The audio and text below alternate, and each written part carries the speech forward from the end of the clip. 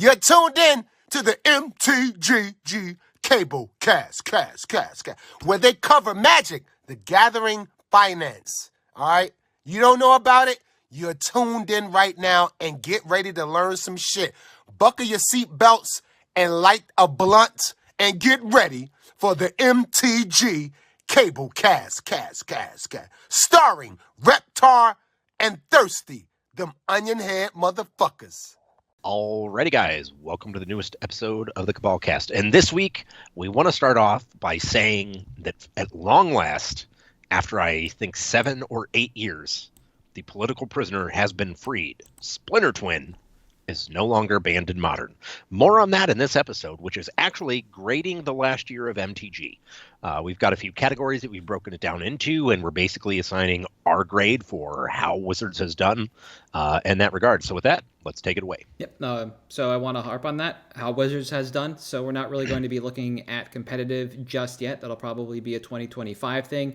Yep. Because we never really had the return of GPs or Magic Fests, whatever you want to call them. And we're finally getting that in 2025 and a standard revival. So this is not going to be looking at the game from a constructive tournament standpoint. Yeah. We're going to be looking at things like secret layers, set releases overall, the handling of constructed formats, so ban, restricted lists, etc., and then rounding things out with what's going on at the LGS or vendor level this year. So to start off, we have secret layers. There were 12 secret layers released, and they've been broken out as such from the beginning of the year. Cats and Dogs, which was the commander deck, the Winter Super Drop, Burning Revelations, Sheldon Spellbook, the Spring Super Drop, which had the first Hatsune Miku cards in it, the Summer Super Drop, which had even more Hatsune Miku cards, Inside an Elevator, which had the Brain Dead art cards, and that was the Monty Python secret layer, the D&D 50th Anniversary Super Layer, or Super Secret Layer, whatever it is, Camp Totally Safe, which was the third Hatsune Miku secret layer. That also had the Ghostbusters and Chucky IP contained within. Yep. The 20 Ways to Win secret layer, which is the alt WinCon commander decks that we just saw a couple of weeks ago spoiled. And then the fairest drop of them all, which are 4 flip cards that don't make sense because on the front you have the name and on the back you have all the rules text. So that's not going to be fun to figure out when they're really difficult cards to understand to begin with. Yeah. And that's it for the year. So again, 12 drops, 2 of which are full commander decks, and then there are another 5 containing sought-after IPs. Beyond those 7, the rest were just kind of flops. You can argue the importance of the Sheldon secret layer, and it does have a good card selection, but that's kind of more of a gimme because who knows what kind of slop would have been in its place had Sheldon not passed this year, right? So fantastic secret layer, great cause, etc., but that was given to WotC, was gifted to them. Then I skipped over the Marvel Super Drop. Between Camp Totally Safe and the 20 Ways to Win commander deck, there was the Marvel Super Drop. So we saw issues with that, and that continues to prove that Hasbro and WotC can't really handle the minutia of tech, and they decided on firms and okayed solutions for sales opportunities that were just terrible. The sales process was basically Swiss cheese, and it had a number of ways to skip the line, and it was very reminiscent of Mythic Edition 2. When people first were figuring out how to skip the line, it was a little more technical. Shortly after that, we actually found out that you could just deep link to your cart. Yep. Just copy and paste a URL, super generic URL, and that would take you right past the gateway for sales. It was an absolute mess, just the same way Mythic Edition 2 was, though that was handled by eBay, which is very surprising. Yeah. And at the end of the day, when you consider all this, I still don't think this year was as bad as the year they released the Zodiac basics. But looking back, this wasn't really a great year for secret layers either, because again, 5/12 of these, just crap. That's like 40% of these are just absolute bull. And if you want to reskin the game, if you're asking people to buy these pieces to reskin the game, they should be getting cards that are useful in playing the game. And those drops just didn't really have anything useful for the majority of players. Not to say people didn't want this. There weren't people out there that were looking for these. There were. People are absolutely buying some of these secret layers because the cards they like are in them. But writ large, just not a great year for secret layers.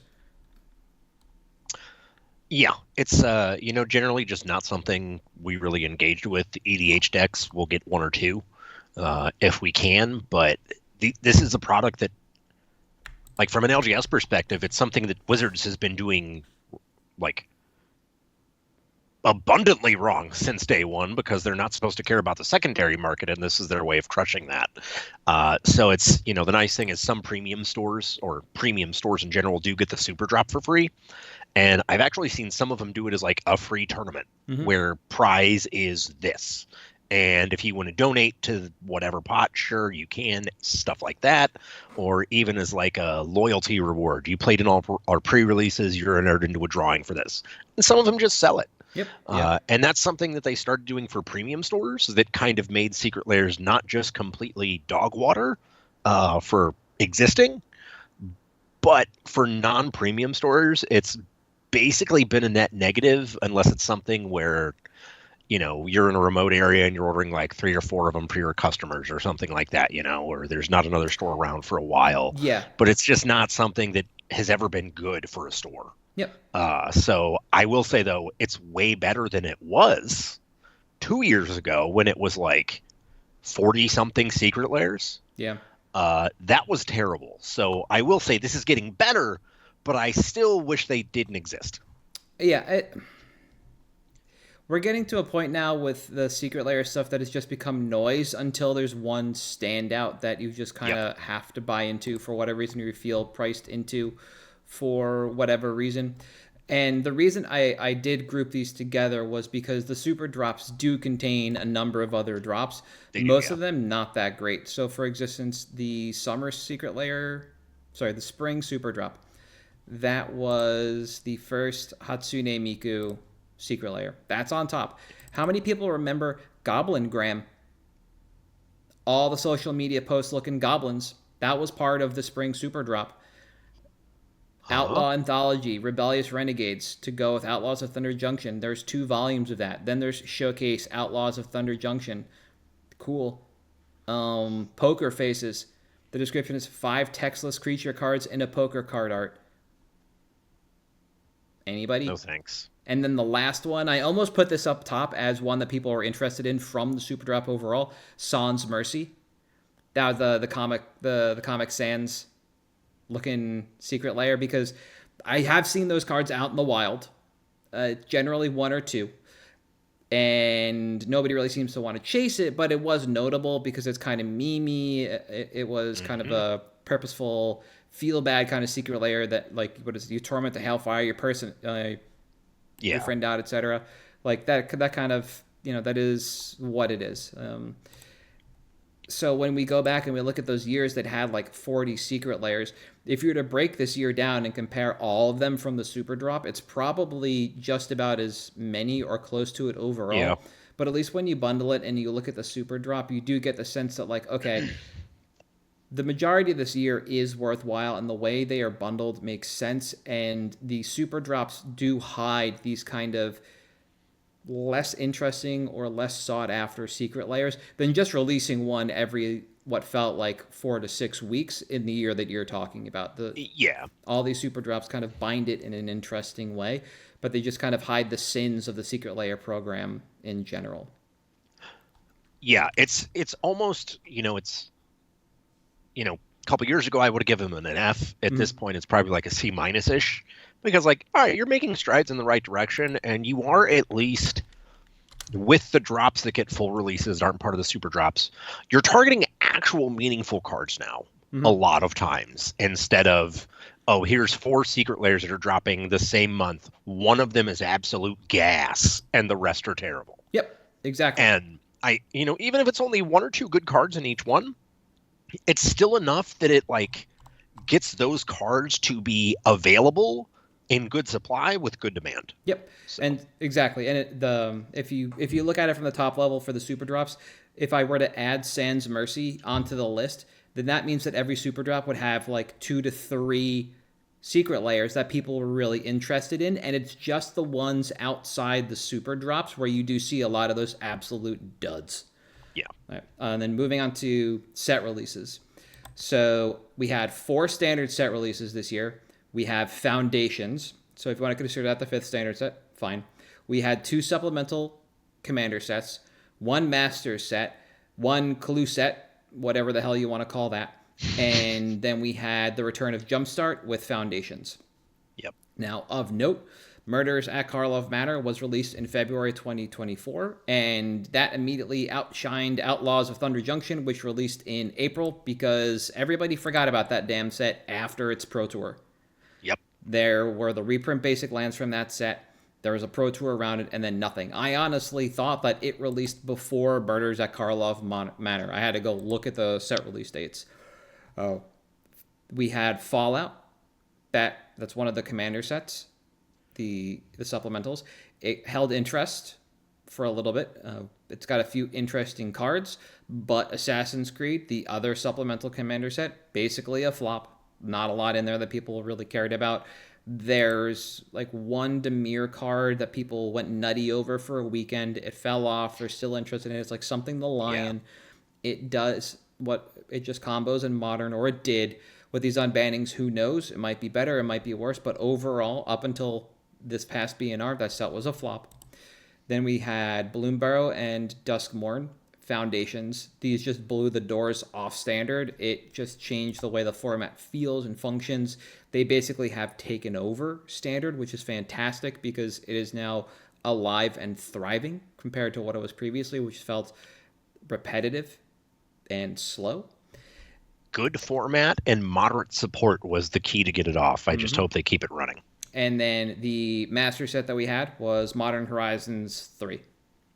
So 2024 was a busy year with a few more down sets than ups when you step back and you take a look at the impact of each set across all formats. Again, OTJ basically fell into obscurity in standard after its attached PT. So setting aside the extras from that set, the big score and the prosperity sheet, that set is just a straight down. There's not a lot in there that people are interested in or really caring about. Modern Horizons 3 changed the context of every constructed format and still requires more cards to be banned in various formats even after this most recent round of bannings.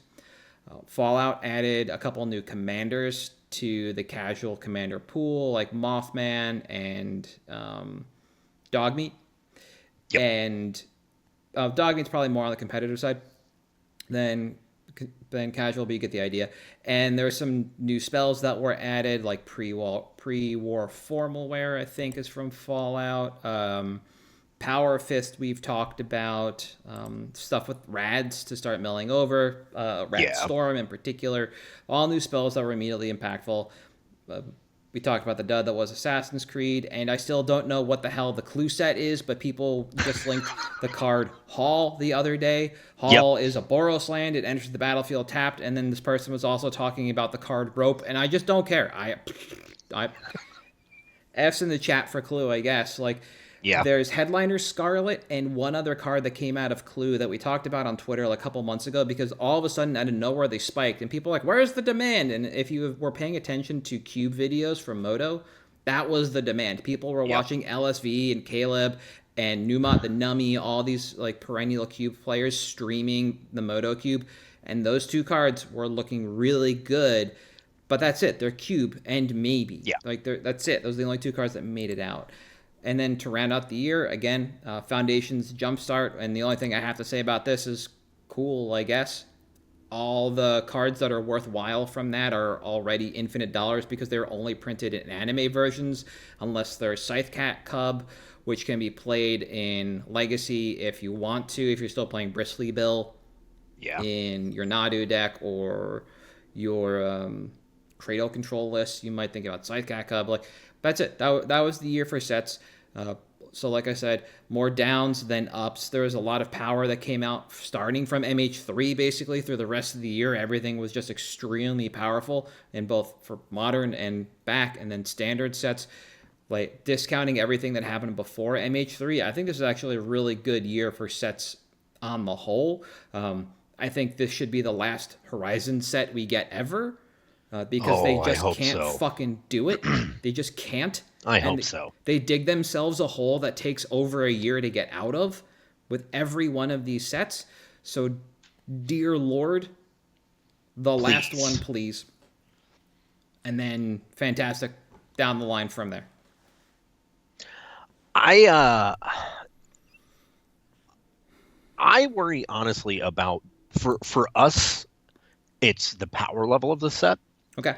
And the reason that matters to us is because if it's incredibly overpowered, that impacts customer experience. If you're a new Magic player, if it's low powered, you get that. It's the unpredictability, because when I have someone come in and ask about the game, I can't really, oh, you're going to spend this money on this deck, and in 3 weeks when the new set releases and it's even more pushed, it's worthless. So these cards are unplayable. And that's kind of been a problem for a while. I would like to get to the cadence that, the 4 with 3 supplementals. But I don't trust that their design philosophy has been good enough. Now, I will say again, the last few sets, and you said this too, to touch on it, were absolute bangers for Standard. If that can continue, awesome. If we can get consistently good, heavy, support like this with prizes, with a pro scene, with good sets and good formats, great. You can crank out sets like this and I don't care. But this is kind of one of those, as I'll usually touch on, when I talk about Wizards maybe doing something right, is we've been here before. I want to see some consistency. Yeah. So if that gets consistent, oh my Lord, am I happy. Yeah. If almost as happy as this twin list you just sent me in the middle of us recording. But I don't know if we're going to get that. And I like that Q4, which if you look historically was kind of pre 2010, 2011-ish. Q4 was kind of a dud season for Magic. People were at the holidays. It was when your customer base was a little bit younger, because us in our 30s were teens and 20s. And you took it as kind of time off. And them cranking up the releases, I will say, Clue would have been great if it came out now, around the holidays. And I could use that as a way to sell your game to a family. I would love that. Wasn't released in a timely manner. Fine, whatever. Yeah. But, it's hard this time of year because of all the noise from all the other games too, that are just way more holiday customer friendly. But I will say overall, I think they've been doing a really good job with the set releases compared to where we were. Yeah. But they still need to manage things a little bit better, which we'll touch on. Yeah, I think one of the big things we're missing when you look at this time of year is when we had the 3 sets per year that made a block, the beginning of the new block was always in the fall. It would wiggle from September to October, and so obviously we're well past that now. But people were getting excited for the next set in the block. And so there's still always a little bit of a buzz around the game because it's what's coming down the pipe. We have a draft format that is going to change drastically because we'll be drafting, is it 1 and 2? Yeah. Right? 1 of the old set, 2 of the new set. That's going to change immediately. It's going to impact the cards that we've already seen that we're familiar with. It's going to hit Standard. We're going to see continued and increased cohesion between the sets. What's going to change? What new mechanics will work with old? What returning mechanics will be enhanced, etc. And you go back and you look at a good example of this. Probably the height of it is the original Ravnica block, where they spread out all 10 Shocklands over 3 sets. You had no idea what the next Shocklands were going to be in the set until you hit the hype cycle, and that's kind of where we would be right about now if we were in that block structure. Yeah. Which we've been out of for a very long time, so there's not a lot of buzz going on in the game. People are home. They just kind of have to see renewed interest normally. and kind of like let the LGS figure it out, which is a little bit of a shit, but it is what it is. Yeah. And speaking of that, we have just the handling of Constructed and the way 2024 went down with bans. And the only thing that I can say this year is just extremely sarcastically, nice ban, shitlords. Like, this entire year was mismanaged. Yeah. Aside from one, which I'll touch on in a moment, everything else was 1B and R2 late. They waited too long for everything. Modern should have been adjusted 3 months ago. We should have had all the bans we're seeing now 3 months ago. The bans we're seeing in Legacy should have happened 3 months ago. So we would be getting the next version of the format now. And then 6 months ago, they should have banned Grief when everybody said they should have. This entire year, outside of one banning, was horribly managed when you look at formats that are not made up and only on Arena. So I'll put that blanket shade over this. 2024 comes in hot.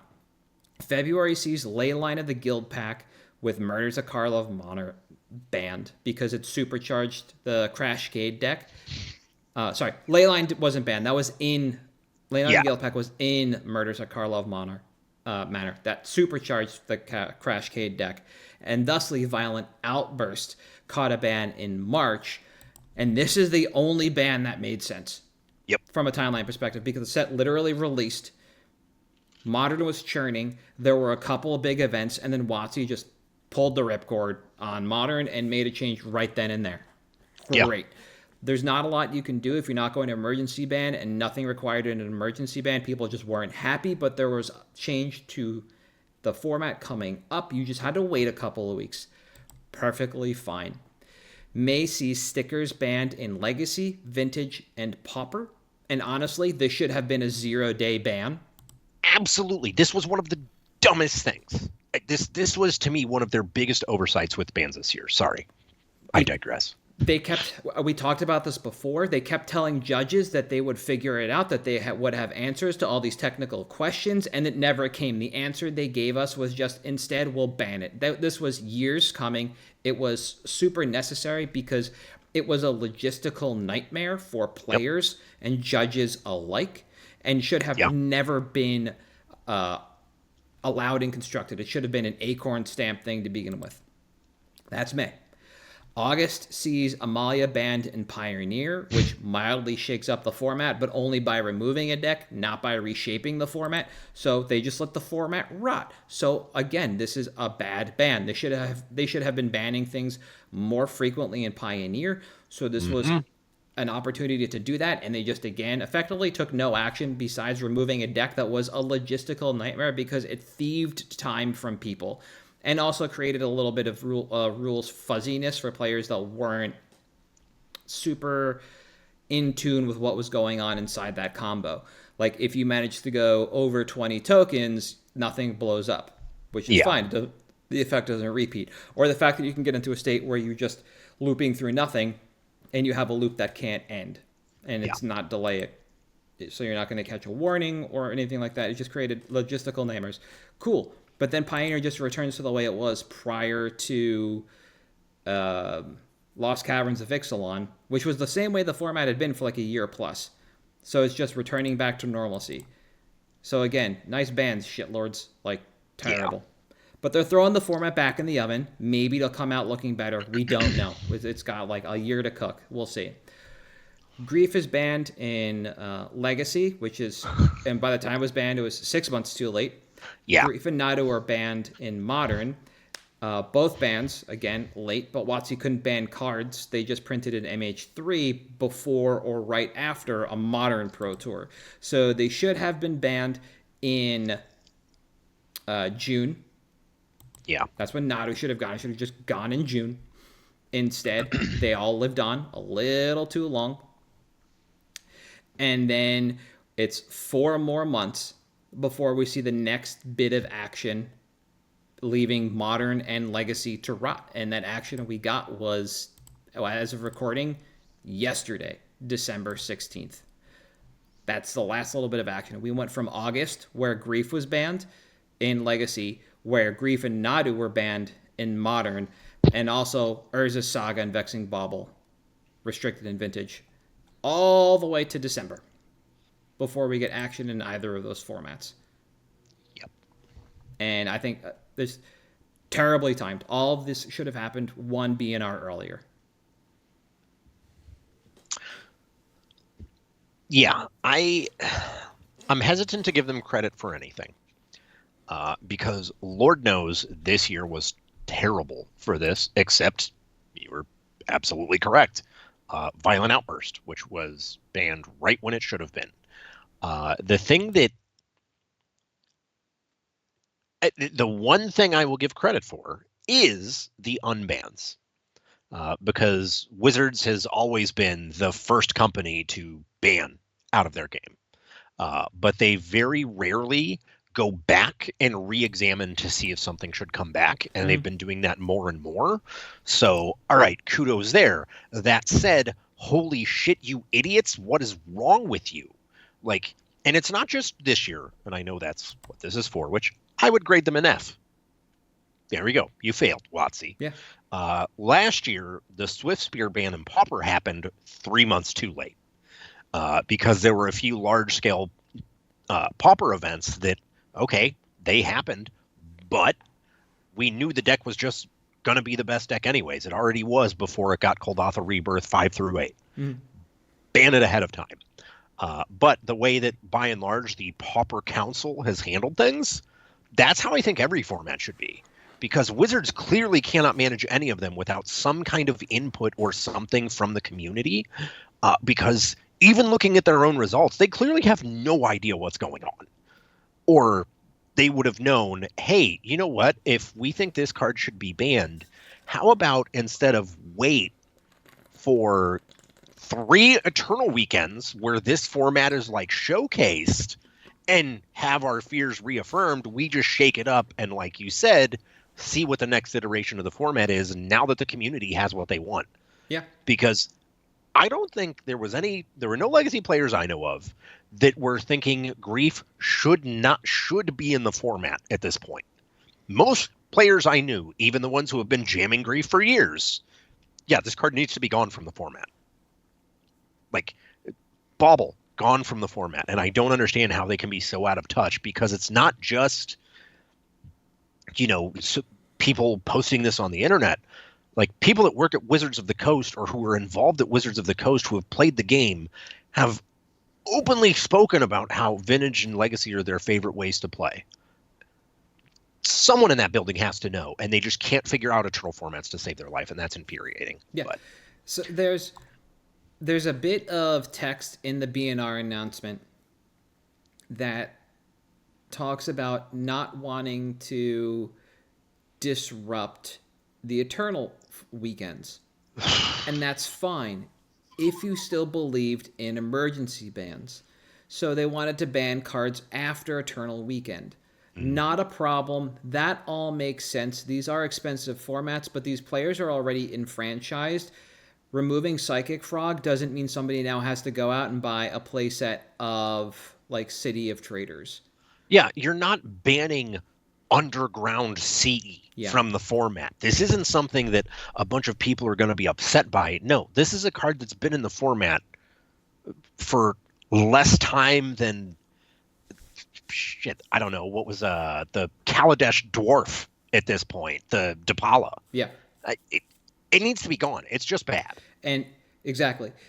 And when you start internalizing what they said and you start looking at other cards that people were asking be banned before Eternal Weekends, only to have action come afterwards, what generally happens is that these cards are released so close to Eternal Weekend that WotC feels like they don't have all the data they need or want yet.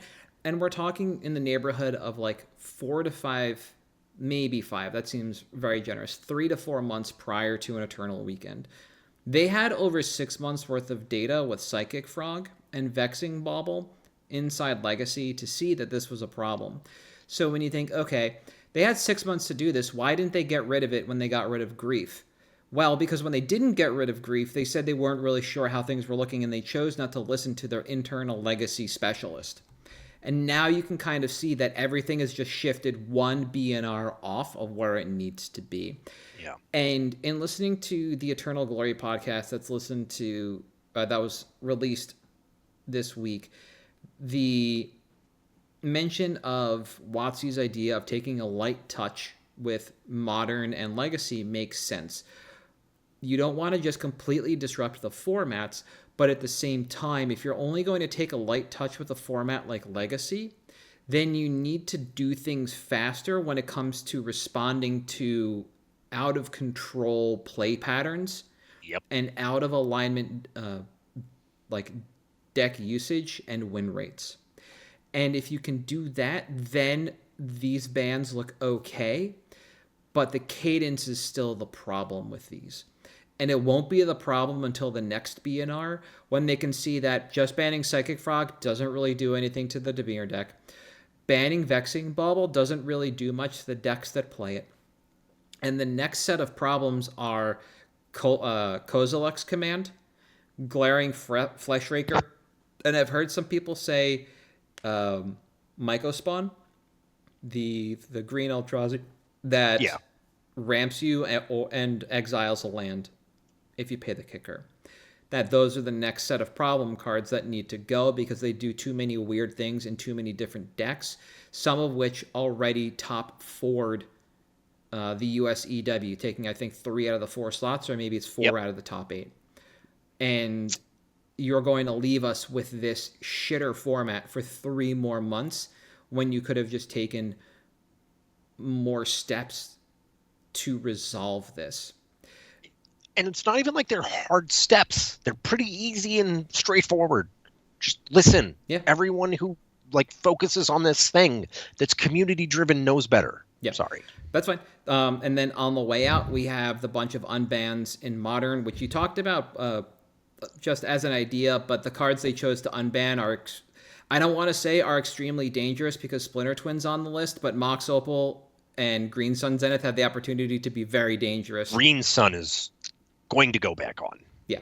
I'll say it now. I think Opal is as well, but the idea of not having an artifact deck is kind of interesting because it is not a pillar of the format in the sense that it's historical, so it needs to be there, but every format that is in Magic that isn't just Standard has an artifact deck to some degree, and Modern's the only one that really doesn't or can't because there's just too many strong options. And with the card Meltdown printed in MH3, maybe things will be fine, but the idea of adding Opal to existing decks like Urza High Lord Artificer or 8-Cast or even Hammer Time is really appealing.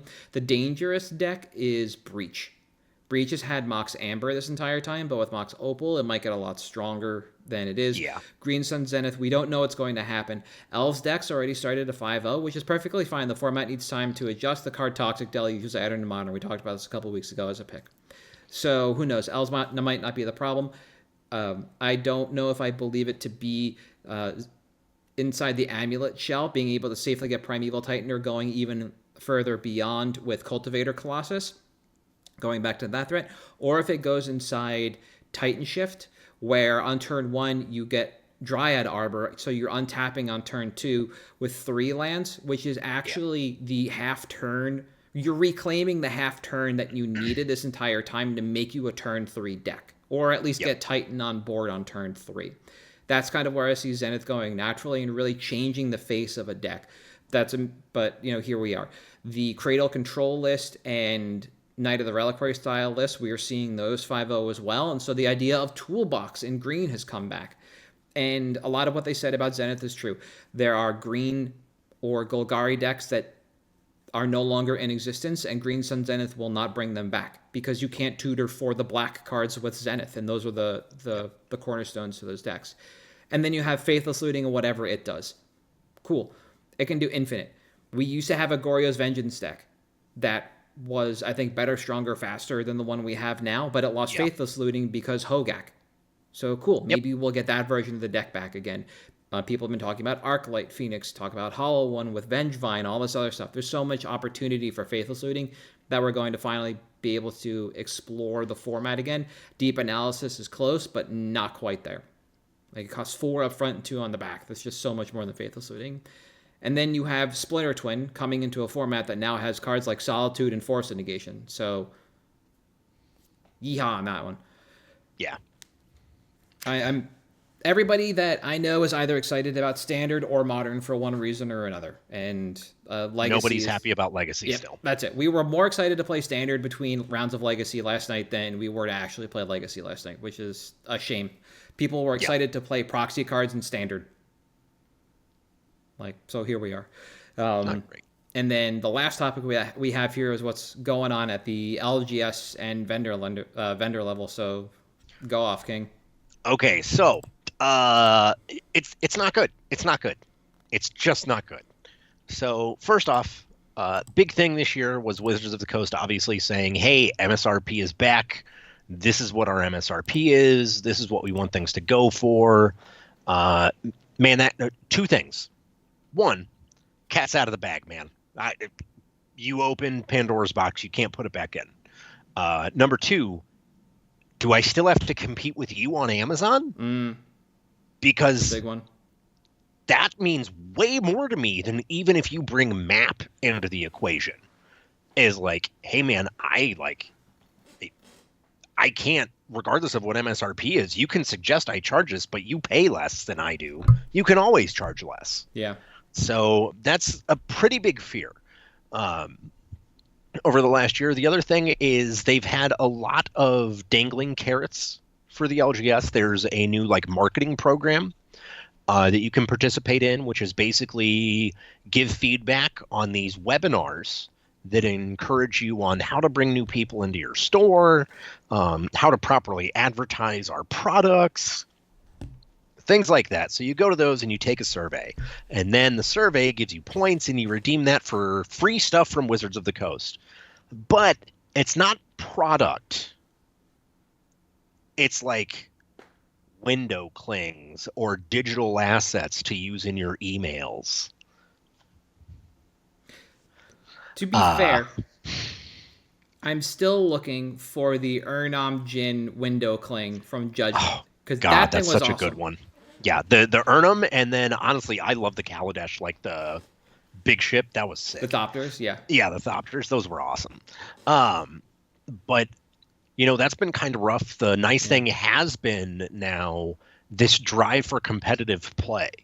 The reason I love that is because, as I've touched on in this podcast, I don't even know how many times at this point, the need for an LGS to have casually and competitive players. Yeah. Because it makes it the best, most liquid market for an LGS. When you have a competitive scene people can grind for, and I can obviously cater to my casuals, but I can't put thousands of dollars of the store money online or on the line for a tournament without knowing I'm getting it back. You guys can. Anyways, having that has been really good. We've had people come in and start testing groups that start and meet in the store sometimes. We've had people walk in off the street. Hey, I've only heard about this game from Arena, and it said I could come to a pre-release here. That's been nice to have both of those audiences have a reason to come into the store again. And that is something largely to the credit of WotC, because one half of that can't exist without them. That's been really nice. But the other bad thing, as I kind of touched on, the existence of secret lairs. There's still the, parents of a certain age, when they come in and they ask about the game, and you obviously, they're going to spend money on it. Well, how do they get money out of it? Oh, well, they can play and make money, and the cards are worth money. Well, are they going to reprint the cards? Because anyone that grew up in the 90s like us knows, man, they're going to print this shit into the ground if they can. And that's been kind of rough. It's been bad for employees because of the amount of variance on things. Ben Bleiweiss, who, Ben, I love you, but you're not going to change the SKU situation at all. That's not happening. I'm sorry, but that's real bad for stores. And it's been nice to see Magic kind of, through Magic's existence, I have had more people coming in for D&D lately than I have in a very long time.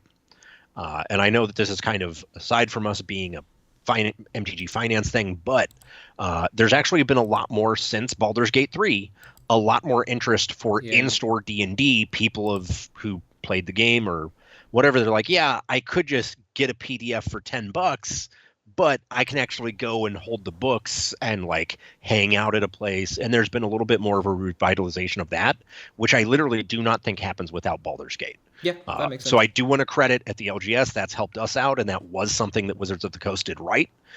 Was who knew give the people that made the Divinity games Dungeons and Dragons license, and they'll make a great game. And that's been really nice. The rest of what Wizards has done for us is everything they can to put us out of business, basically. Any stores that I've talked to over the last 6 to 8 months that have been pursuing premium kept getting moving goalposts for when they would get it, so they stopped. We need these tables. Okay, so you custom order the tables in for, $2,000 a piece for 10 tables. Well, $20K, sure. Oh, wait, nope, those are too short. You've got to get longer ones in.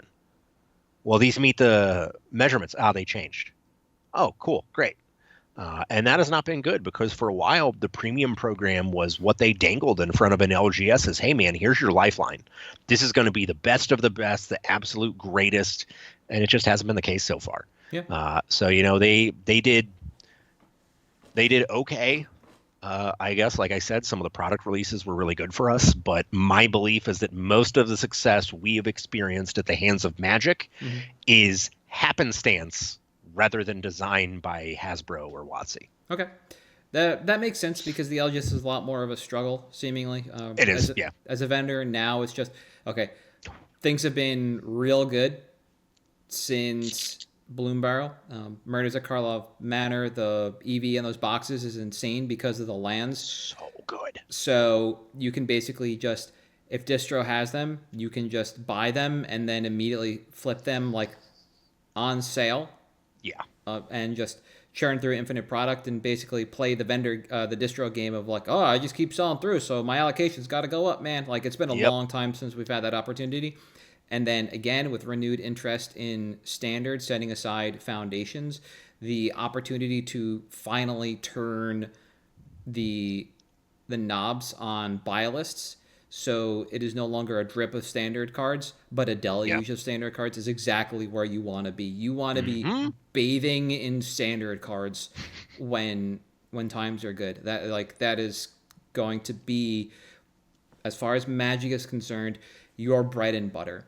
If you have holes in your back catalog, not a problem. Selling one Underground Sea to one person every now and again is less important than having as many hired claws as you possibly can for the people that need them for Spotlight series that are coming up. So you just got to crank those faucets, and it is amazing when you can do that because that then also incenses people to go out and play the game in person, also at the LGS level, because where are you going to get those cards to sell to me? They're going to get them from you. They're going to get, if you want a really good example of this, I haven't checked Screaming Nemesis in a while, but a couple of weeks ago, if you were refreshing that page, you would see one go up for $30 every now and again. And that person would have anywhere from between a 0 and 100 sales. That was somebody that drafted that card the night before, went home and listed it because they got it from a pack at the LGS. So when standard's good, we're all eating. And it is so nice to see that. When it comes to the secret layer stuff, that's all bullshit. We'll buy what we can when we feel like. If we want it in stock, if we want to hold it for events, each vendor is different when it comes to that. So that's a little difficult to suss out. We were talking about this pre-cast. It's no secret. My LGS is Card Titan.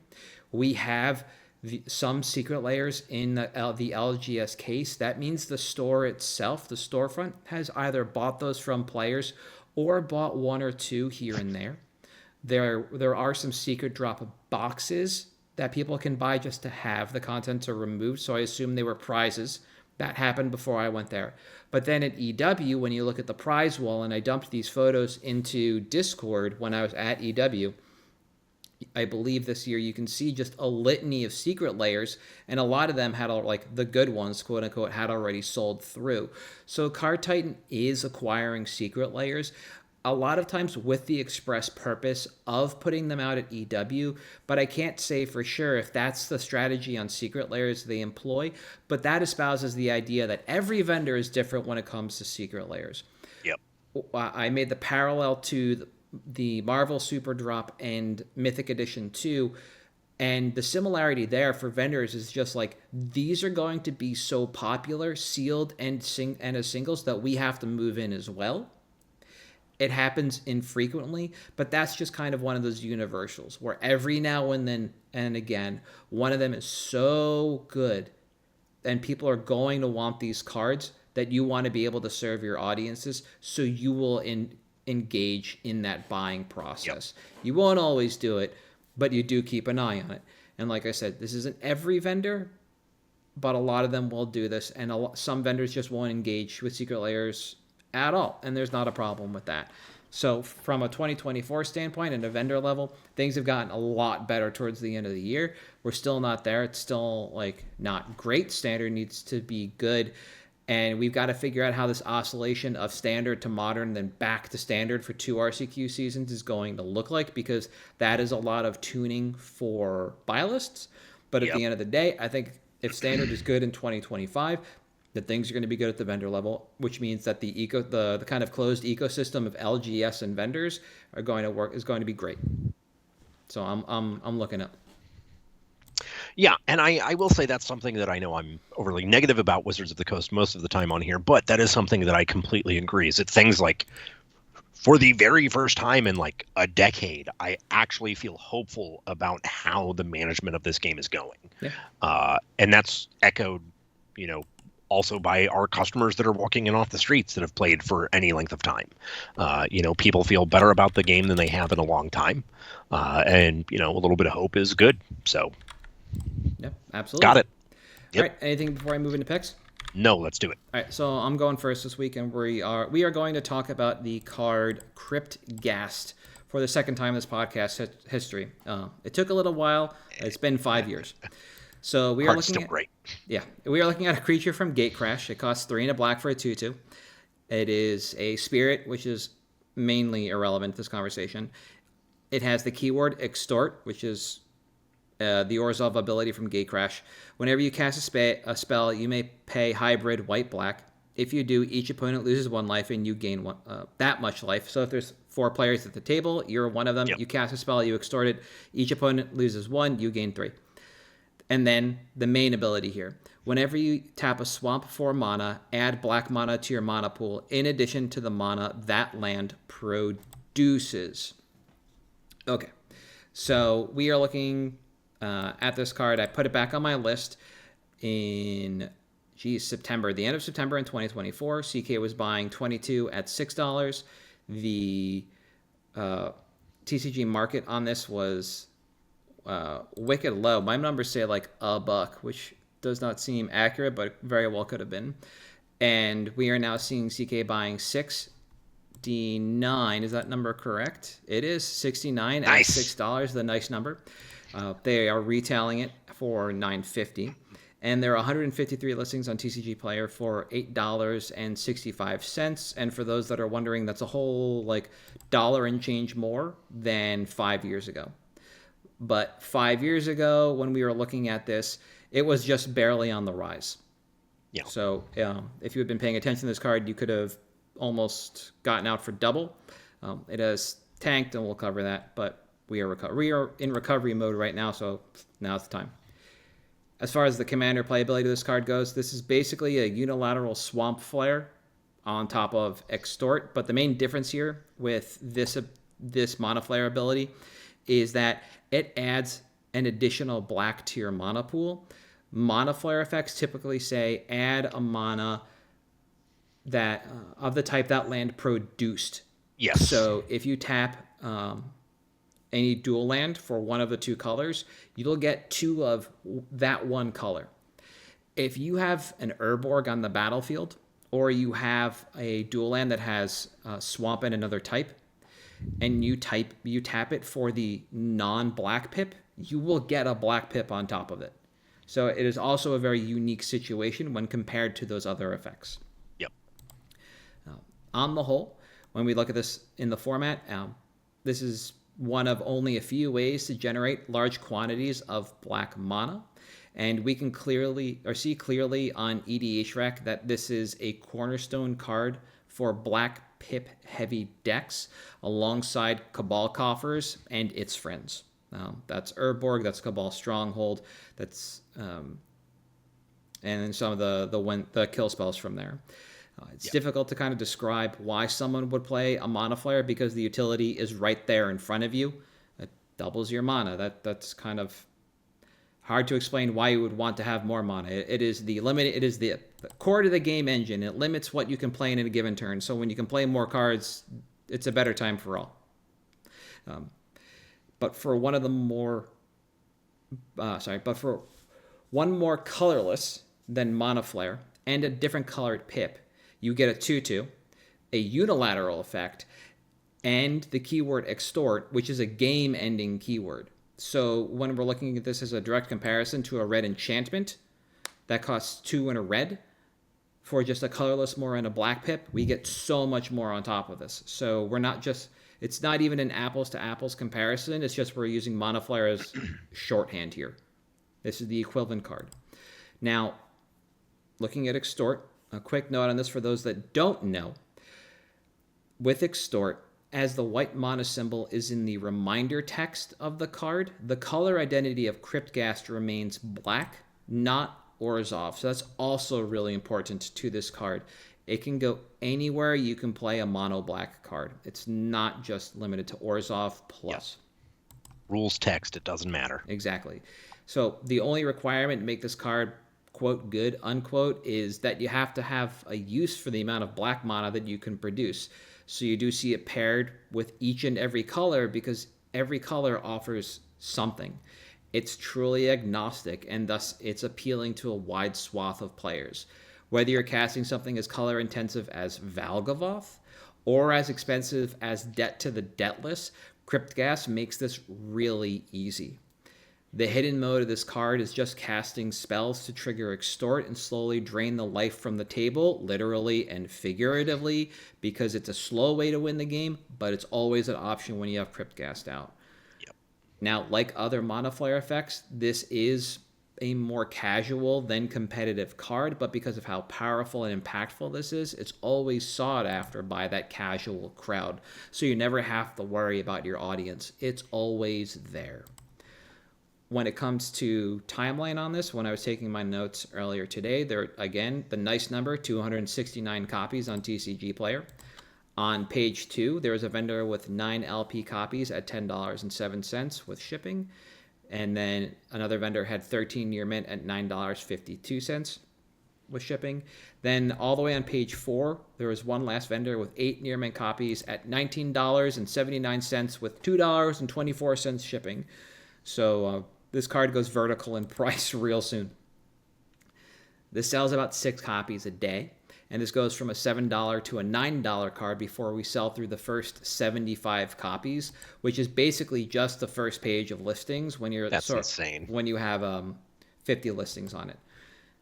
So by the numbers, that'll be about 2 weeks. It'll go from a $7 card to a $9 card. Shortly after that, it becomes a $10 card. And once it sells through the first 150 total copies, which is a little more than half, it's almost a $12 card from there. So it's almost a double up after we sell 150 total. So we're looking at buying in now and turning these around for $10 in about 3 weeks, giving us the opportunity to make profit in the short term. Buy list do seem kind of up and down, but if we move in now and look at this as a midterm spec instead of a short-term spec, we might be able to move out to buy list. But in all honesty, with the way TCG Player goes, I don't know why you wouldn't buy and reload. It just seems pretty easy. Reprint equity on this.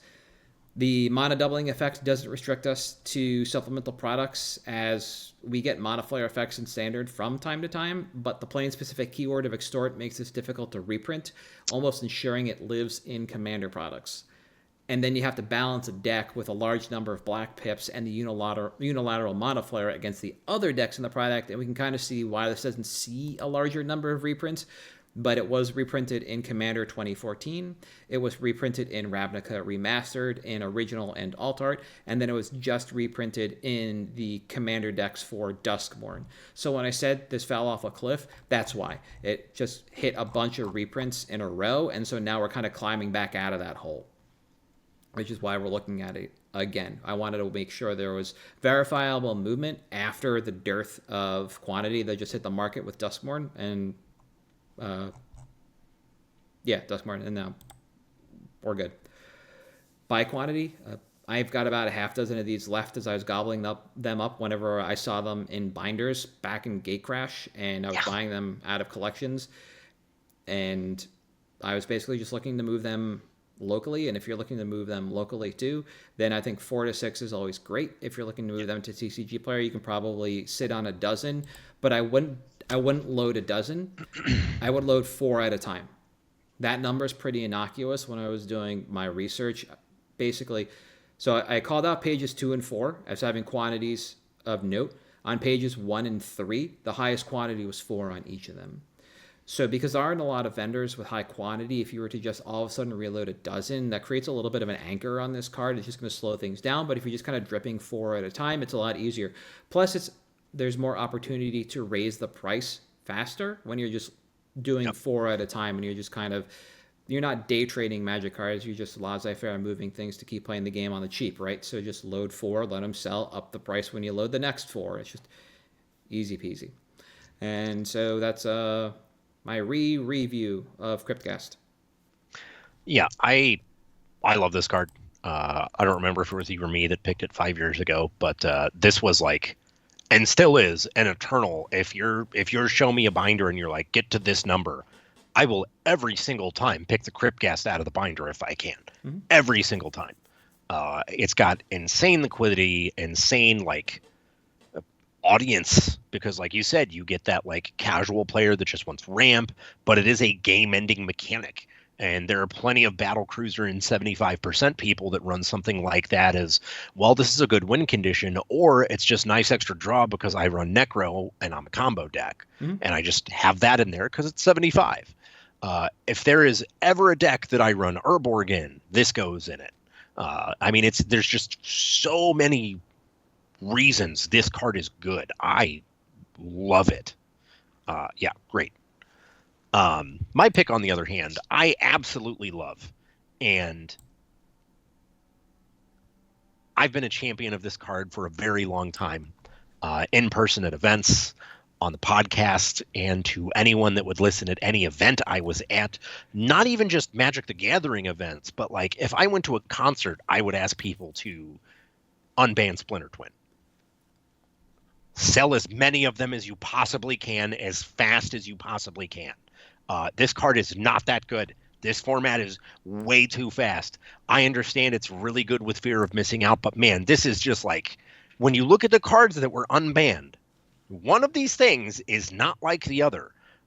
We literally know what Mox Opal can do. We've been in Hardened Scales metas. We've been in Affinity metas. That is way more important than what Splinter Twin is doing with fear of missing out in a format where Amulet Titan is only sometimes winning on 3. No, this card is bad. It's not good in this format. Get rid of it. Sell it as fast as you can. Get rid of every single copy you can. There is no way that this should be a $35 card or whatever I checked yesterday. I don't know what it's at today. But there's no way. Sell them all. Get as far away as you can. This is a $15 to $20 card. I understand it's a mythic. It may be good in some fringe playable deck in the format, but it is not going to it is not a barn burner, baby. We're not going to win a pro tour on the back of Splinter Twin without some help. Deceiver Exarch is not going to get there, guys. Ragavan does help. He makes us faster. Darcy gives us an alternative clock to kind of stabilize. We have Unholy Fire. Cool. That's great. I don't care. The card's not that good. I'll get off my soapbox. Nope, that's it. Dude, Expressive Iteration isn't even that good with that card. Do you know how insane that is? It was not too difficult in modern formats prior to just whittle the life out of your opponent's eyes and then put Splinter Twin on your Deceiver Exarch. But at this point in time, with all the free spells floating around, the cheap interaction, and the the opportunity cost of this card being so high, it is nigh impossible to believe that this card holds a reasonable price tag. One, and two, John Medina posted a photo, and a number of other people have iterated the idea of just like, cool, thousands of these are about to flood the market. So even if it does well, all the copies that have been gobbled up at like clockwork For this day? yeah, from For this day. exactly, are just going to come running into the marketplace. Yeah. This might be a card like Jace the Mind Sculptor and Stoneforge Mystic that did hit the format, but they were not good enough to hold a price that was reminiscent of the mysticism that these cards had. So there's no way the Splinter Twin is going to come back and be better than those and command more of a price tag than either of those, especially when there's really no alternate interest in this card. You can play it in Commander, you can play it in Cube as redundant pieces for Kiki Jiki. Not a problem, cool, do your thing. But it is, like you said, not going to be what it once was when Javier Dominguez won like the last PT possible before they banned this card. It's good but not great. And if you own them, fantastic. If you own more than 4, if it's not 5 for Commander or Cube or whatever, get out of the extra copies. Sell into the hype and never look back. Yep. So absolutely love it. Although it does hurt my heart a little to hear you telling people to sell their Splinter Twins, a man that could have made like a duvet out of Splinter Twins. Yeah. But I think that's going to be it for this week, correct? And then we come back with our what we would do if we ran Has episodes to close out the new year, right? 2-parters to close, and then the changes go. Yep. So for it, at MtG Cabalcast on Twitter, Facebook, Patreon, YouTube, and Blue Sky, I am at Halt I am Reptar. You are? At Damon_Thirst. There it is. Forgot what it was. We'll see you next week.